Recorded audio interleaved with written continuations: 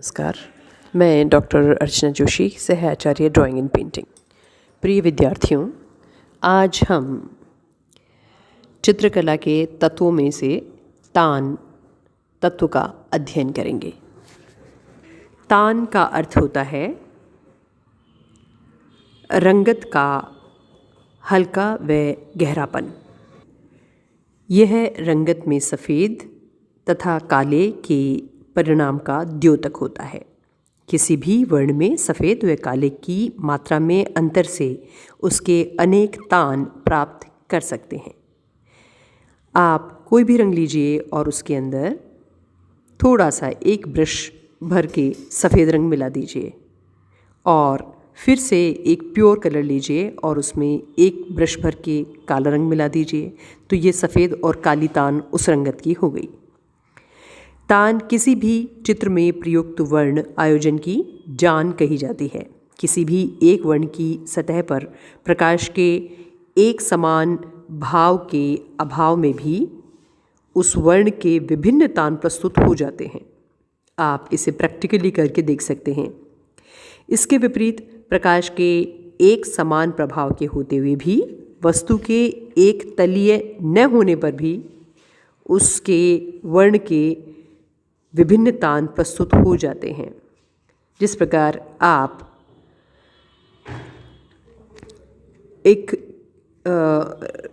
कोई सा भी खादी कपड़ा हो, सिल्की कपड़ा हो, कोई भी कपड़ा लीजिए और स्कर्ट की तरह उसमें फोल्ड्स डाल दीजिए और फिर आप देखिए कि जब सतह एक समान नहीं है तो उसमें कितनी तरह की तान आपको नज़र आती है। अब आइए तान का वर्गीकरण करते हैं। तान को 3 मुख्य भागों में बांट सकते हैं। पहली छाया, दूसरा मध्यम और तीसरा प्रकाश या डार्क, मिडिल टिंट और लाइट। यह विभाजन तान को सरलता से समझने के लिए है। वास्तव में यह एक क्रमिक परिवर्तन है। यह परिवर्तन सफ़ेद व काले की मात्राओं में मिश्रण से उत्पन्न होता है। इस संदर्भ में ये जानना अति आवश्यक है कि कभी काले व सफ़ेद वर्ण का योग किसी रंगत में न मिलाया जाए। या तो काला ही मिलाया जाए या सफ़ेद ही मिलाया जाए। ऐसा इसलिए कि अगर सफ़ेद और काला मिक्स करके अगर किसी रंगत में मिला दिया जाएगा तो उसकी प्योरिटी, उसकी शुद्धता समाप्त हो जाएगी और वो मिश्रित धूमिल सा रंग बन जाएगा। तान के प्रभाव। किसी भी चित्र में कुछ विशेष उपायों से तान प्रभाव उत्पन्न किए जा सकते हैं या उनमें परिवर्तन करके संयोजन अधिक सशक्त बनाया जा सकता है। इनमें से प्रमुख हैं विभाजन पद्धति, विलोम पद्धति, क्रम स्थापना और क्षेत्र। विभाजन पद्धति। चित्रभूमि पर सफ़ेद तथा काले अंतराल का नियोजन संतुलित होना चाहिए। यदि चित्र में तीनों ही तानों का प्रयोग किया गया है तब सफ़ेद से संतुलन स्थापित किया जा सकता है। काले आकारों के निकट श्वेत का प्रयोग करके प्रखरता को एक प्रवाह का रूप दिया जा सकता है। आप इसे प्रयोग करके भी देख सकते हैं कि यदि काले के निकट सफ़ेद रंग का कपड़ा या कागज़ रख दिया जाता है तो काला और काला नज़र आने लगता है और सफ़ेद और सफ़ेद नज़र आने लगता है। विलोम पद्धति। चित्र में सक्रिय तथा सहायक तल व्यवस्था स्थापित की जाती है। यदि उसमें मान परिवर्तन कर दिया जाए तो तान का प्रभाव बढ़ जाता है। क्रम स्थापना द्वारा भी तान का प्रभाव प्रभावी रूप से उत्पन्न किया जा सकता है। चित्र में जो आकार स्पष्ट रूपरेखा नहीं रखते अथवा चित्रभूमि का वह अंतराल जो एकदम शून्य अथवा असहायक है, उसको जीवन धारा प्रदान करने में क्रम स्थापन पद्धति का सहारा लिया जा सकता है। यहाँ ताल की सहायता से अंतराल में परिवर्तन किया जा सकता है। इस प्रकार आकारों के बीच संतुलन तथा अंतराल में सक्रियता और माधुर्य उत्पन्न हो जाता है। क्षेत्र द्वारा भी तान का प्रभाव उत्पन्न हो सकता है।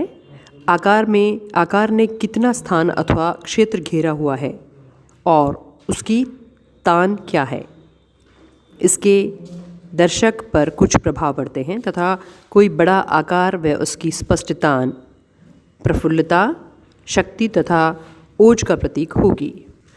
श्याम वर्ण के बड़े स्थान के निकट यदि कोई छोटा श्वेत स्थान हो तो वह रहस्य, गंभीरता अथवा दुख का परिचायक होगा। बड़ा श्वेत आकार यदि किंचित कालिमा लिए हो तो वह प्रसन्नता तथा मुक्तता का प्रतीक होगा। इसी प्रकार यदि चित्र में दो आकार बड़े छोटे हैं और एक ही तान के हैं तब उसके क्षेत्र का महत्व होगा, लेकिन आकार के क्षेत्र के बराबर होने पर तान का महत्व बढ़ जाएगा। आप इसे प्रयोग करके आजमा कर भी देख सकते हैं। और अब बात करते हैं तान के महत्व और प्रयोग पर। तान के प्रयोग से ही द्विआयामी तल पर त्रिआयामी गुण उत्पन्न किया जा सकता है। इसके द्वारा वस्तु अथवा आकार के वास्तविक परिणाम तथा आयतन का आभास हो जाता है। वस्तु पर तान का प्रभाव अर्धोन्मिलित नेत्रों से अनुभव करना चाहिए, क्योंकि इस प्रकार से अनावश्यक विकिरण छिप जाते हैं और तान का उचित अध्ययन हो पाता है। इसको प्रायोगिक रूप से इसका महत्व इस तरह से समझा जा सकता है और इसको इस तरह से प्रयुक्त किया जा सकता है कि जिस तरह से जैसे आपने सामने स्टिल लाइफ या कोई ऑब्जेक्ट या कोई वस्तु आपके समक्ष रखी गई है और आपको उसका स्केच बना के उसमें कलर भरना है। तो कलर भरने के लिए आपको अगर लाल रंग का थर्मस है और उस पर विभिन्न तरह की तान का आपको एग्जैक्ट अनुभव करना है तो आपको अपनी दोनों आँखों को थोड़ा सा छोटा करना होगा। इसे कहा जाता है अर्धोन्मिलित नेत्र।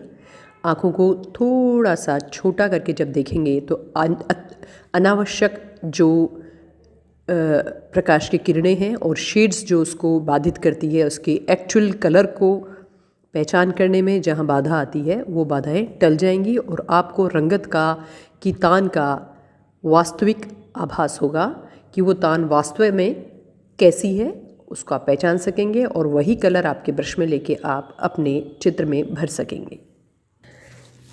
तान के प्रयोग द्वारा दृष्टि भ्रम भी उत्पन्न हो जाता है। वातावरणीय क्षय वृद्धि को हल करने में तान सहायक होती है। चित्र के तान का संतुलन स्थापित करना चाहिए। चित्र में तान का संतुलन स्थापित करना आवश्यक होता है। यह विरोधाभास तथा संगति के सिद्धांतों के आधार पर प्राप्त किया जा सकता है।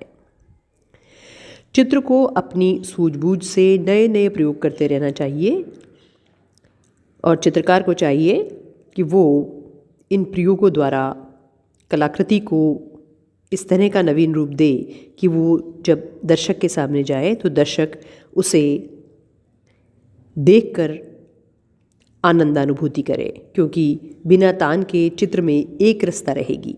तान के प्रभाव से ही पोत का सृजन होता है। पोत का मतलब टेक्सचर। तान के प्रभाव से टेक्सचर भी उत्पन्न किया जाता है। चित्र में संयोजन में कलाकार की अपनी भावनाओं का विशेष महत्व होता है और उन भावनाओं के प्रकाशन में मूलाधार अप्रकाशित सहायता प्रदान करते हैं। अतः तान का स्वाभाविक महत्व बढ़ जाता है और उसकी उपस्थिति चित्र संयोजन में कुछ इस प्रकार से सहायक होती है। सहयोग, ओज, प्रवाह, सक्रियता, रहस्य आदि ये वो चीज़ें हैं जो चित्र संयोजन में सहायक होते हैं। सहयोग, तान का प्रभाव 2 से अधिक मान के प्रयोग होने से बढ़ जाता है, अन्यथा 2 मान के प्रयोग से चित्रभूमि 2 भागों में विभक्त हो जाती है या होती प्रतीत होती है। अतः मध्यम तान का सहयोग चित्रभूमि में स्थिरता तथा आनंद को उत्पन्न करता है। ओज, यदि चित्र में संघर्ष तथा उत्तेजना की भावना का प्रदर्शन करना हो तो 2 विरोधाभास वाली तान का प्रयोग करना होगा, लेकिन इसके प्रयोग में बहुत सावधानी बरतनी होगी कि कहीं वह काले तथा सफ़ेद के चिन्ह मात्र ही न रह जाएं। प्रवाह तथा सक्रियता, यदि चित्र में तान के विरोधाभास का वर्णवत नियोजन किया जाए तो प्रवाह तथा सक्रियता का भाव उसी प्रकार आ जाता है जिस प्रकार कर्णवत रेखाओं के द्वारा उत्पन्न भाव। रहस्य। चित्र में सफ़ेद तथा अधिक तान वाली रंगतों के साथ हल्की तथा धुंधली तान तथा परछाई में अस्पष्ट तान का प्रयोग करने पर वातावरण बन जाता है। इस प्रकार हम भ्रम का वातावरण उत्पन्न कर सकते हैं। तो हमने देखा कि इस प्रकार अपने अनेक प्रयोगों तथा अनुभवों से तान के द्वारा कला के भावात्मक तथा कलात्मक पक्ष को एक दिशा प्रदान की जा सकती है। इस व्याख्यान में आपने तान और तान के महत्व के बारे में जाना। आप इसे सुनते रहें और समझते रहें और जानते रहें चित्रकला के तत्वों के बारे में। धन्यवाद।